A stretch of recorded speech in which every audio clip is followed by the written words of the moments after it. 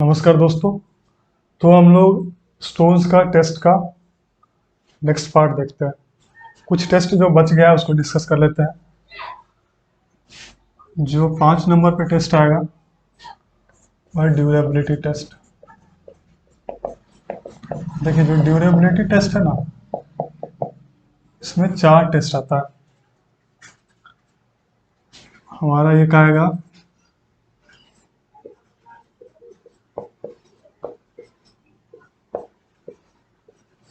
Smiths test, एक आएगा acid test, एक आएगा क्रिस्टलाइजेशन टेस्ट और एक आएगा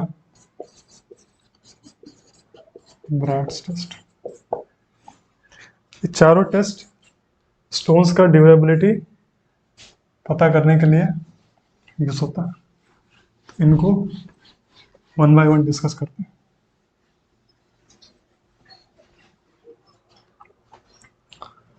5 का ए में आएगा हमारा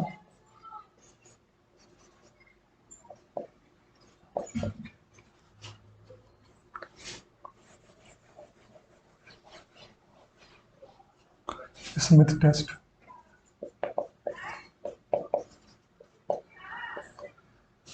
ये बहुत सिंपल सा टेस्ट है। देखिए, इसमें स्टोन्स को लिया जाता है, ले लिया स्टोन सैंपल को, पानी के अंदर, मान लीजिए पानी है, पानी के अंदर आधा घंटा के लिए छोड़ दिया जाता है। कुछ नहीं करना है, पत्थर लिया, पानी में आधा घंटा के लिए छोड़ दिया। पानी में रखने से क्या होगा, 2 चीज़ हो सकता है। या तो पानी साफ के साफ रह गया, या पानी गंदा हो गया। यही 2 चीज़ हो सकता है। तो पानी अगर गंदा रह गया, इससे हमें क्या पता चलता है कि इस स्टोन सैंपल में कोई इम्प्योरिटीज नहीं था। बोलिए, कोई सॉल्युबल मैटर नहीं था। कोई सॉल्युबल मैटर नहीं था मतलब अच्छा स्टोन था। वही अगर पानी गंदा हो गया तो सॉल्युबल मैटर प्रेजेंट था, मतलब अच्छा स्टोन नहीं है। इसमें 2 चीज़ और हो सकता है। देखिए,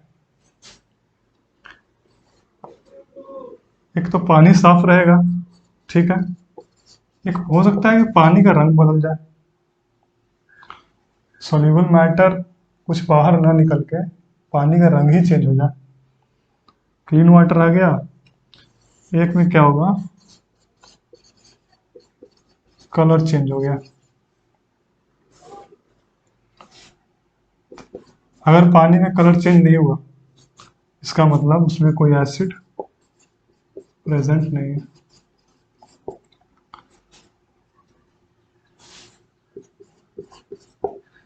अगर कलर चेंज हो गया मतलब कुछ एसिड उसमें प्रेजेंट है। तो देखिए, सॉल्युबल मैटर हो गया है या कुछ एसिड है, तो वैसे स्टोन ड्यूरेबल नहीं होंगे, मतलब लंबा नहीं टिकेंगे अगर उसको हम कंस्ट्रक्शन में यूज़ करते हैं। अगर एसिड नहीं है और सॉल्युबल मैटर भी नहीं है तो ऐसे स्टोन ज़्यादा ड्यूरेबल होंगे। ठीक है, ये बहुत सिंपल सा टेस्ट था। चलिए, और जो नेक्स्ट ड्यूरेबिलिटी टेस्ट है उसको देखते हैं।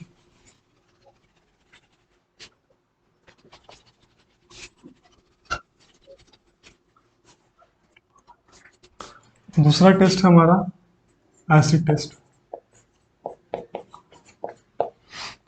एसिड टेस्ट क्यों किया जाता है, मान लीजिए कहीं हम कंस्ट्रक्शन कर रहे हैं, वहाँ पे एसिड रेन ज़्यादा होता है। ज़रूरी है कि वहाँ पे जो स्टोन अगर हम यूज़ कर रहे हैं कंस्ट्रक्शन में, तो एसिड टेस्ट को पास कर जाए, या एसिड रेन जो वहाँ पे है उसको ज़्यादा रेसिस्ट करे। इसको देखिए कैसे किया जाता है। स्टोन का सैंपल इसमें भी लिया गया, सैंपल है स्टोन का, और इन सैंपल को एसिड में डाल दिया जाता है। कोई भी एसिड ले, मतलब यहाँ पे तो ज़्यादातर HCl या H2SO4, ये दो एसिड ज़्यादा यूज होता है। लगभग 1% इनका कंसनट्रेटेड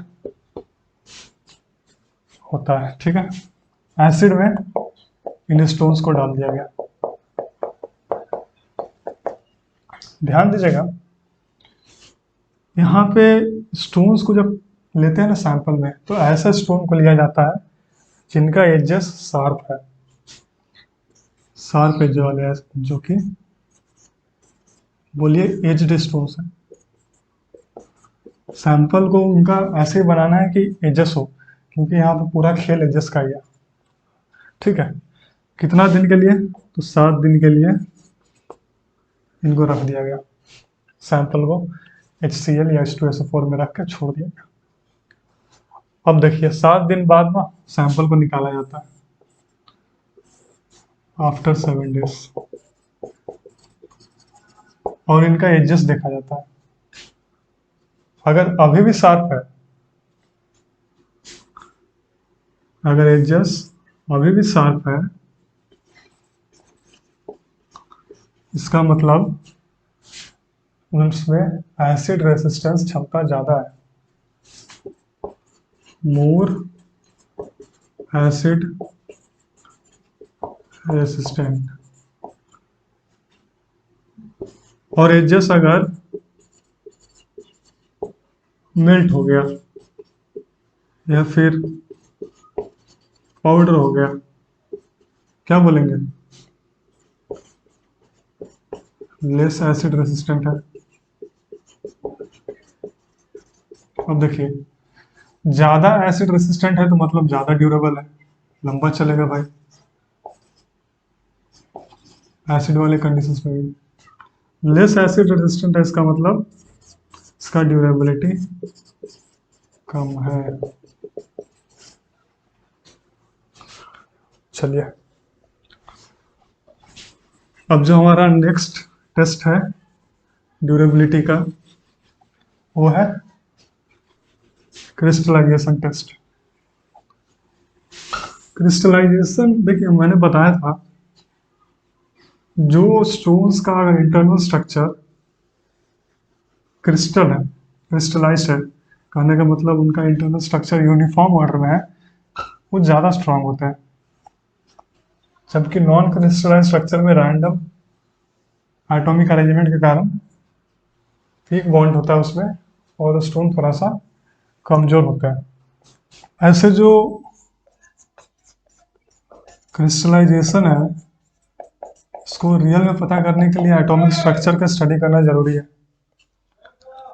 लेकिन यहाँ जो हम लोग टेस्ट करने वाले हैं, वो इंटरनल स्ट्रक्चर को न स्टडी करके एक्सटर्नली टेस्ट करके कैसे अनुमान लगा सकते हैं कि हाँ मैक्सिमम चांस है कि वह स्ट्रक्चर क्रिस्टल है।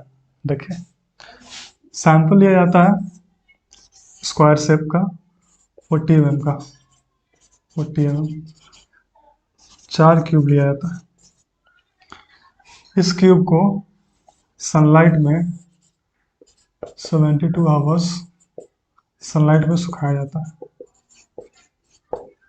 ठीक है, उसके बाद इस सैंपल को डाला जाता है Na2SO4 का सॉल्यूशन में, जो कि 14% कंसनट्रेटेड होता है। ये सैंपल यहाँ आ गया। ठीक है, इसको लगभग 2 घंटे तक इसमें रखा जाता है। उसके बाद इस सैंपल को हीट किया जाता है 100 डिग्री सेल्सियस पे। उसके बाद इसका जो यहाँ से यहाँ तक का सफ़र है, इसमें क्या होता है, इसका कुछ वेट लॉस होता है। वो वेट जो लॉस होता है, वेट लॉस को नाप लिया जाता है। ऐसा नापा जाएगा, इनिशियल वेट में से फाइनल वेट जो सैंपल का है वो घटाएंगे तो वेट लॉस निकल जाएगा। उसके बाद देखिए वेट लॉस निकाल लिए, फिर सैंपल को लिए, फिर Na2SO4 में डाले, फिर 100 डिग्री सेल्सियस पे हीट करके मॉइस्चर निकाले, फिर वेट नापे। ये जो पूरा प्रक्रिया है ये लगभग 10 से 15 बार किया जाता है।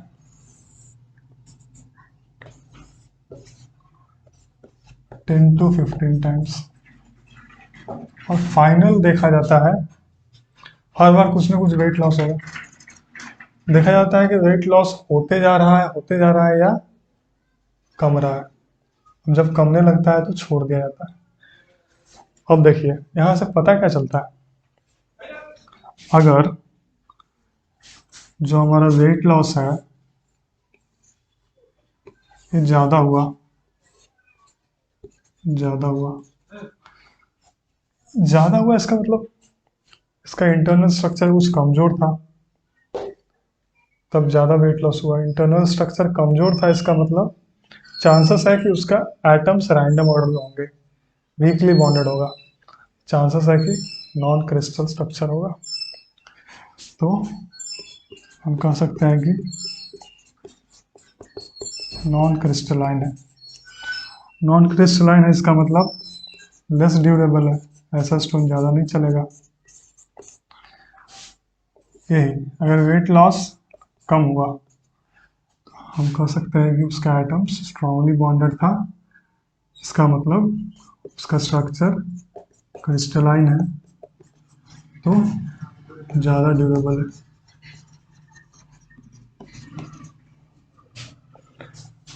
ये था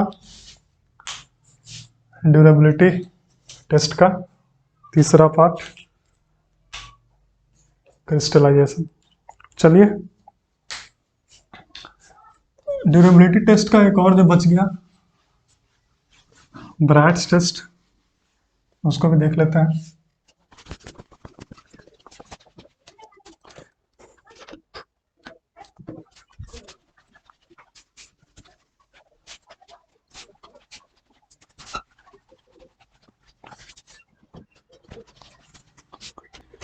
हमारा जो नेक्स्ट है यह है ब्रैड्स टेस्ट।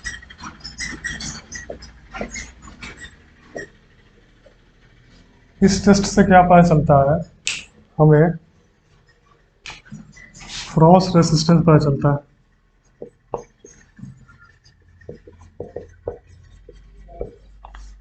इसमें भी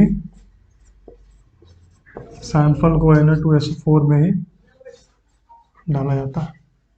देखिए फ्रॉस्ट रेसिस्टेंस कहने का मतलब क्या हुआ, फ्रॉस्ट रेसिस्टेंस कहने का मतलब होता है जहां पे अल्टरनेट फ्रीजिंग एंड थॉइंग हो रहा है, वैसे जगह पे अगर स्टोन को यूज़ करते हैं कंस्ट्रक्शन में तो वह उस एनवायरनमेंट को कितना रेसिस्ट कर पाएगा।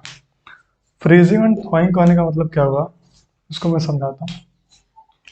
मान लीजिए इस तरह का कोई रॉक है, ठीक है, और ये रॉक ऐसे जगह पे है जहाँ पे टेम्परेचर 0 डिग्री सेल्सियस से कम भी जाता है और टेम्परेचर ज़्यादा भी जाता है। मतलब अगर यहाँ बारिश हुआ, ठीक है, बारिश हुआ, इसमें कुछ ना कुछ पानी स्टोर हो जाएगा।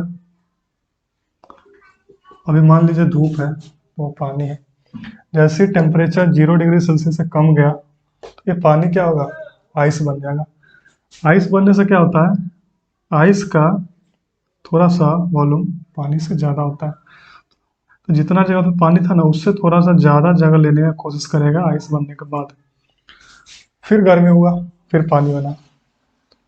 इस बार क्या है, थोड़ा ज़्यादा वॉल्यूम ये जो लिया था आइस, थोड़ा सा पिछले बार से ज़्यादा पानी इसमें रहेगा। ऐसे क्या होगा, धीरे धीरे धीरे धीरे करते करते आइस बनेगा, पानी बनेगा, आइस बनेगा, पानी बनेगा, आइस बनेगा। ये क्या होगा ना, इसमें पूरा बड़ा सा छेद बना देगा। उस रॉक में बोलिए और स्टोन में छेद के कारण क्रैक्स आ जाता है। इसी को जो बर्फ बन रहा है, आइस बन रहा है फ्रीजिंग, और फिर पानी बन जा रहा है थॉइंग। अल्टरनेट फ्रीजिंग और थॉइंग होता है ना, उसी को फ्रॉस्ट कहते हैं। अब देखिए, फ्रॉस्ट रेसिस्टेंस कहने का मतलब, अगर उस स्टोन को ऐसी जगह पे हम कंस्ट्रक्शन कर रहे हैं जहाँ पे टेम्परेचर 0 से कम भी जा रहा है और गर्मी भी बहुत ज़्यादा हो रहा है, तो वहाँ पे ये फ्रीजिंग थॉइंग एक्शन ज़्यादा हो सकता है। तो हमें ज़रूरी है कि स्टोन को ब्रैट्स टेस्ट करें, ताकि पता चले कि वह कितना रेसिस्ट कर पा रहा है उस एनवायरनमेंट को, नहीं तो उसमें क्रैक आने का चांस है। इसमें बस इतना बेसिक जानिए, ज़्यादा इंपॉर्टेंट टेस्ट नहीं है। हमारा ड्यूरेबिलिटी टेस्ट इतना ही है। कुछ टेस्ट और बच गए, जैसे कि हमारा एक था वाटर एब्जॉर्प्शन टेस्ट बच गया, उसको डिस्कस कर लेते हैं। और एक था हमारा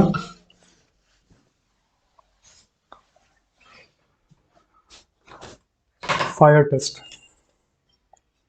फायर टेस्ट को भी डिस्कस कर लेते हैं। थोड़ा सा बोर्ड दिक्कत कर रहा है।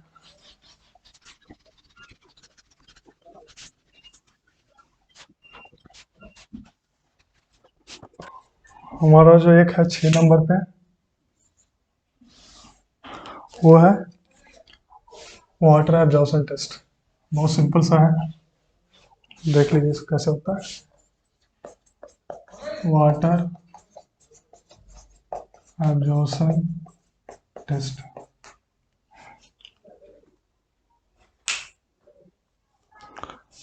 सैंपल लिया जाता है, स्टोन्स का सैंपल लिया गया, और इस सैंपल को 24 घंटे के लिए पानी में डाल दिया गया।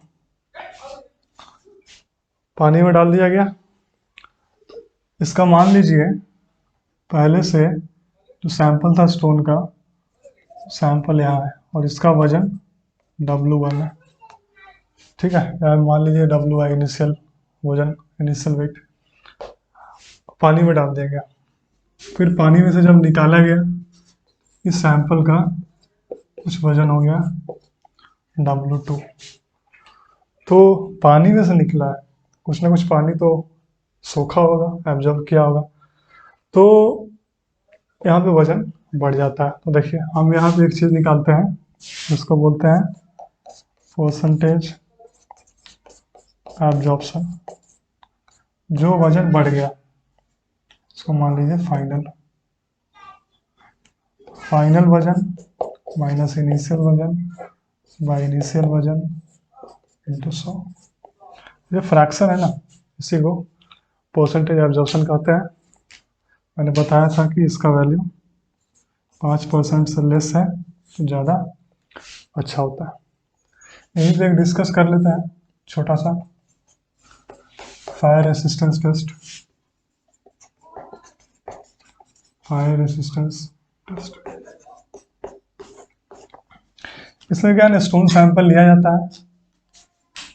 मान लीजिए स्टोन सैंपल ले लिया गया और इस स्टोन सैंपल को हीट किया जाता है 950 डिग्री सेल्सियस तक।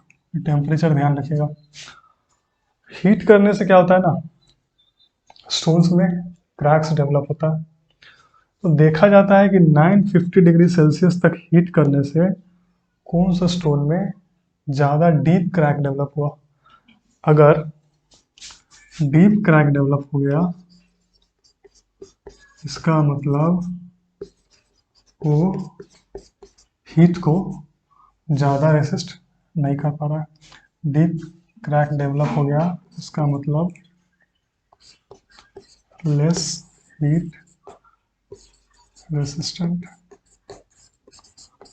और अगर मान लीजिए हाँ क्रैक्स डेवलप हुआ लेकिन ज़्यादा नहीं हुआ है, तो फायर रेसिस्टेंस में वो अच्छा है। इतना ही सारा टेस्ट था, हमने सब देख लिया। चलिए आगे के वीडियोस में और कंसेप्ट देखेंगे। धन्यवाद।